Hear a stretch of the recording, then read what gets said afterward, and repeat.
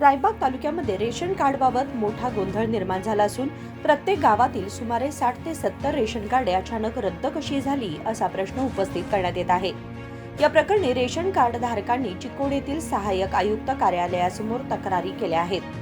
Gram one व Karnataka one केंद्रांमध्ये अर्ज सादर करूनही हे सर्व अर्ज कसे आणि का रद्द झाले याबद्दल नागरिकांनी तीव्र संशय व्यक्त केला आहे।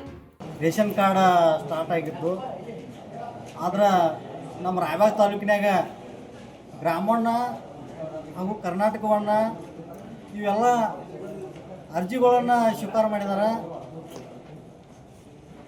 ಆದ್ರೆ ಈ ಅರ್ಜಿ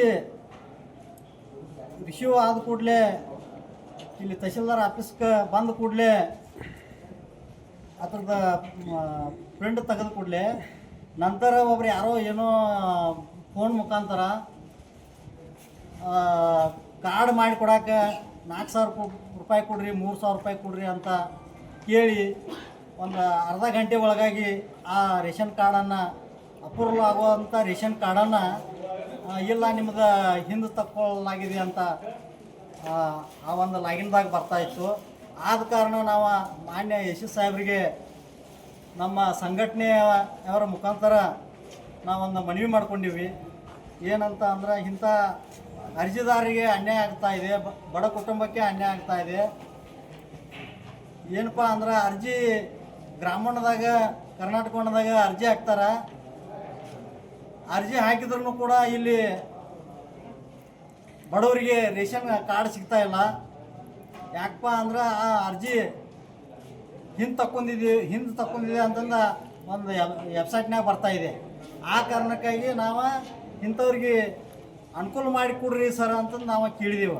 ಮತ್ತು ಯಾರು ಹಂಗೆ ಇದನ್ನು ಹಿಂದೆ ತಕ್ಕೊಂಡಿವ ಅಂದ್ರೆ ನೋಡ್ರಿ, ಈಗ ಅರ್ಜಿ ಹಾಕಿದವ್ರಿಗೆ OTP ಹೋಗ್ಬೇಕು, ಅವ್ರದ್ದು ಸಿಗ್ನೇಚರ್ ಮಾಡ್ಕೋಬೇಕು ಅಂತ ಗೌರ್ಮೆಂಟ್ ಆದೇಶ ಐತಿ। ಅದಿದ್ರೂ ಕೂಡ ಅರ್ಜಿದಾರಗೆ ಸೈನು ಮಾಡ್ಕೊಂಡಿಲ್ಲ, ಉಳಿತ ಅವ್ರಿಗೆ OTPನೂ ಹೋಗಿಲ್ಲ। ಆದ ಕಾರಣ ಅಂಥ ವ್ಯಕ್ತಿ ಯಾರಾದರೂ ಇದನ್ನು ಹ್ಯಾಕ್ ಮಾಡಿದ್ರೆ ಅವ್ರ ಮ್ಯಾಗ ನಮ್ಮ ರಾಯಬಾಗ ತಾಲೂಕು ಆದಂಥ ಗ್ರಾಮವನ್ನ ಮತ್ತು ಕರ್ನಾಟಕವನ್ನ ಹಾಗೂ ಫುಡ್ ಡಿಪಾರ್ಟ್ಮೆಂಟ್ ಇವರು ಎಲ್ಲರ ಮ್ಯಾಗ ಆ್ಯಕ್ಷನ್ ತೊಗೋಬೇಕಂತ ನಾವು ಮಾನ್ಯ ಎಸ್ ಎಸ್ ಸಾಹೇಬರಲ್ಲಿ ನಾವು ಮನವಿ ಮಾಡಿದೆವು। ಅದಕ್ಕೆ ಸ್ಪಂದನೆ ಮಾಡಿ ಎಸ್ ಎಸ್ ಸಾಹೇಬರು ಕೂಡ DD ಅವರಿಗೆ ಫೋನ್ ಮುಖಾಂತರ ಮಾತಾಡಿ ಮತ್ತು ನಮ್ಮ ರಾಯಬಾಗ ಪೊಲೀಸ್ ಸ್ಟೇಷನ್ಗೆ ಫೋನ್ ಮಾಡಿ ಅದನ್ನು ಕಂಪ್ಲೇಂಟನ್ನು ಮುಂದೆ ಕೂತು ಬರೆಸ್ತಾ ಇದ್ದಾರೆ। ಮತ್ತು ಎಸ್ ಎಸ್ ಸಾಹೇಬರಿಗೆ ನಮ್ಮ ಸಂಘಟನೆ ಪರವಾಗಿ ಅವರಿಗೆ ನಮ್ಮ ತುಂಬ ಹೃದಯದ ಧನ್ಯವಾದಗಳನ್ನು ನಾವು ಹೇಳ್ತೀವಿ। ಯಾಕಂದ್ರೆ ನಮ್ಮ ಬೇಡಿಕೆಗೆ ಸ್ಪಂದಿಸಿ ಅವರು ಆಲ್ರೆಡಿ ಈಗಾಗಲೇ ಅಧಿಕಾರಿಗಳನ್ನ ಕರೆಸಿ ಇನ್ಕ್ವೈರಿ ಮಾಡತ್ತಾರೆ। ಅದಕ್ಕೆ ನಮ್ಮ ತಾಲೂಕಾ ಪರವಾಗಿ ನಾವು ಮತ್ತೊಮ್ಮೆ ಅವರಿಗೆ ಧನ್ಯವಾದಗಳನ್ನ ಹೇಳ್ತೇವೆ। ನನ್ನ ಹೆಸರು ಉತ್ತಮ್ ವೀರಪ್ಪ ಕಾಂಬ್ಳೆ ಅಂತ, ರಿಪಬ್ಲಿಕನ್ ಸೇನಾ ರಾಜ್ಯ ಪ್ರಧಾನ ಕಾರ್ಯದರ್ಶಿ। ಅಲ್ಲ, ನೀವು 3,00,000-4,000 ರೂಪಾಯಿ ತೊಗೋತಾರಂತ ಹೇಳ್ತೀರಿ ರೇಷನ್ ಕಾರ್ಡಕ್ಕೆ ರೀ? ಅದಕ್ಕೆ ನಿಮ್ಮ ಕಡೆ ಏನಾದ್ರು ಅದೆಯಾ ನೋಡ್ರಿ? ಅದಕ್ಕೆ ಆಡಿಯೋ ವಿಡಿಯೋಗಳು ಕೆಲವೊಬ್ಬರ ಕಡೆ ಇದಾವೆ। 15 ದಿನ ಈಶ್ವರ್ಗೆ ಸಬ್ಮಿಟ್ ಮಾಡಿದ್ರಿ? ಅದನ್ನು ನಾವು ಸಬ್ಮಿಟ್ ಮಾಡಿಲ್ರಿ। ಈಗ ನಾವು ಏನು ಮಾಡೇವು, ಗ್ರಾಮೀಣದಾಗ ಎಲ್ಲಿ ಯಾವ್ರಾಗ ಹಿಂದೆ ತಗೊಳ್ಳಲಾಗಿದೆ ಹೆಚ್ಚು ಕಾರ್ಡ್ ಅಂದ್ರೆ ನಿಡಗುಂದಿ ಮತ್ತು ಸಬ್ಸುದ್ದಿ, ನಿಡಗುಂದಿ ಮತ್ತು ಸಬ್ಸುದ್ದಿ ಒಳಗೆ 70 ಕಾರ್ಡ್ ಹಿಂದೆ ತಗೊಳ್ಳಲಾಗಿದೆ ಅಂತಂದು ಒಂದು ಇದು ಮಾಹಿತಿ ಐತಿ। ಅದಕ್ಕೆ ಅದ್ರಾಗ ಸ್ಪೆಷಲಿ ಆಗಿ ಒಂದು ಬಡ ಕುಟುಂಬ ಬುದ್ಧಿಮಂದಿ ಮತ್ತು ಹೆಂಡತಿ ಅಂಗವಿಕಲ, ಗಂಡ ಬುದ್ಧಿಮಂದಿ ಹೆಂಡತಿ ಅಂಗವಿಕಲ, ಇವ್ರದ್ದು ಕಾರ್ಡ್ ಹಿಂದೆ ತಗೊಳ್ಳಲಾಗಿದೆ ಅಂತಂದು ಬಂದೈತಿ। ಅದಕ್ಕಾಗಿ ನಾವು या संदर्भात चिकोडीचे AC सुभाष संपगावी यांनी रायबाग पोलीस ठाण्याचे CPI यांना फोन करून अन्नभाग्य योजनेच्या अधिकाऱ्यांकडून तक्रार नोंदवून घेतली जाईल आणि रेशन कार्डे अशा पद्धतीने रद्द होण्यामागचे कारण काय आहे याची चौकशी करण्यात येईल असे स्पष्ट केले। ಭೇಟಿ ನೀಡಿದಾಗ ಕೆಲವು ಜನ ರೇಷನ್ ಕಾರ್ಡಿಗಾಗಿ ಅರ್ಜಿ ಸಲ್ಲಿಸಿದ ಬಗ್ಗೆ ಮಾಹಿತಿಯನ್ನು ನೀಡಿದ್ದಾರೆ। ಗ್ರಾಮದಲ್ಲಿ ಹಾಕಿದಂಥ ಅಪ್ಲಿಕೇಶನ್ಗಳಾಯಿತು ಮತ್ತು ಪ್ರೈವೇಟ್ ಸೈಟ್ನಲ್ಲಿ ಹಾಕಿದಂಥ ಅಪ್ಲಿಕೇಶನ್ಗಳಾಯಿತು, ಆ ಅಪ್ಲಿಕೇಶನ್ಗಳಿಗೆ ವಿದೌಟ್ ಎನಿ OTP ಆಗಲಿ ಅಥವಾ ಅವರು ತಮ್ಮ ಇಂಪ್ರೆಷನ್ಗಳಾದನೇ ಅರ್ಜಿಗಳನ್ನು ಹೇಗೆ ತಗೋತಿದ್ದಾರೆ ಅನ್ನೋ ಬಗ್ಗೆ ಮಾತನಾಡಿದ್ದೇವೆ। ಅದರ ಬಗ್ಗೆ ಕೂಲಂಕುಷವಾಗಿ ಪರಿಶೀಲನೆ ಮಾಡೋದಕ್ಕೆ ನಮ್ಮ ಫುಡ್ ಶಿರಸ್ದಾರರು ಮತ್ತು ಫುಡ್ ಇನ್ಸ್ಪೆಕ್ಟರ್ಗೆ ನಾನು ಡೈರೆಕ್ಷನ್ ಕೊಟ್ಟಿದ್ದೀನಿ ಮತ್ತು ಆ ರೀತಿ ಯಾವುದಾದ್ರು ಸ್ಕ್ಯಾನ್ಗಳನ್ನ ಮಾಡ್ತಾ ಇದ್ದರೆ ಅದರ ಬಗ್ಗೆ FIR ಮಾಡುವಂಥ ಕೂಡ ನಾನು ನಮ್ಮ ಸಿಬ್ಬಂದಿಯವರಿಗೆ ನಾನು ಹೇಳಿದ್ದೀನಿ. ಅದರ ಪ್ರಕಾರ PSI ಅವ್ರಿಗೆ ಮಾತಾಡಿದ್ದೀನಿ, CPI ಮಾತಾಡಿದ್ದೀನಿ. ಅದರ ಬಗ್ಗೆ ಮುಂದೆ ಏನು ಕ್ರಮ ತಗೊಳ್ತೀನಿ ಅಂತ ನಾನು ಸರ್ ಈಗ ಅರ್ಜಿಗಳ ಹಿಂದೆ ತೆಗೆದ ಬಗ್ಗೆ ಮುಂದೆ ಅವ್ರ ಪ್ರೊಸೀಜರ್ ಹೆಂಗೆ ಸರ್? ಇಲ್ಲ, ಈ ಹಿಂದೆ ತಗೊಂಡದ್ರ ಬಗ್ಗೆ ಪ್ರೊಸೀಜರನ್ನು ನಾನು ಈಗಾಗಲೇ ಫುಡ್ DD ಅವ್ರಿಗೆ ಮಾತಾಡಿದ್ದೀನಿ, ಬೆಳಗಾವಿಯವರಿಗೆ. ಅದ್ರ ಬಗ್ಗೆ ರಿಪೋರ್ಟನ್ನು ಕೊಡುತ್ತೆ ಹೇಳಿದ್ದಾರೆ. ನಾನು ತಹಸೀಲ್ದಾರಿಂದ ರಿಪೋರ್ಟ್ ತೊಗೊಂಡು ನಾನು ಅಲ್ಲಿ ಬೆಳಗಾವಿ ಕಳಿಸ್ತೀನಿ.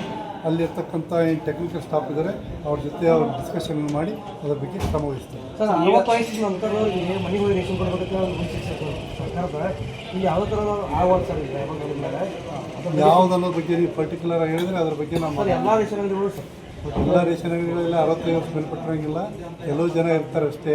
ಅವ್ರು ಯಾರಾದರೂ ಒಬ್ಬರೇ ಇದ್ದರು ಅಥವಾ ಇಬ್ಬರೇ ಇದ್ದರು ಅಂತ ಅವರಾಯಿತು ಅಂಗವಿಕಲರಿಗೆ ಬಂದು ರೇಷನ್ ಬೇಕಂಗಿಲ್ಲ ಅಂತ ಹೇಳಿ ಅದ್ರ ಬಗ್ಗೆ ನಾನು ಏನೈತಿ ನಮ್ಮ ತಹಸೀಲ್ದಾರ್ ಹೇಳ್ತೀನಿ.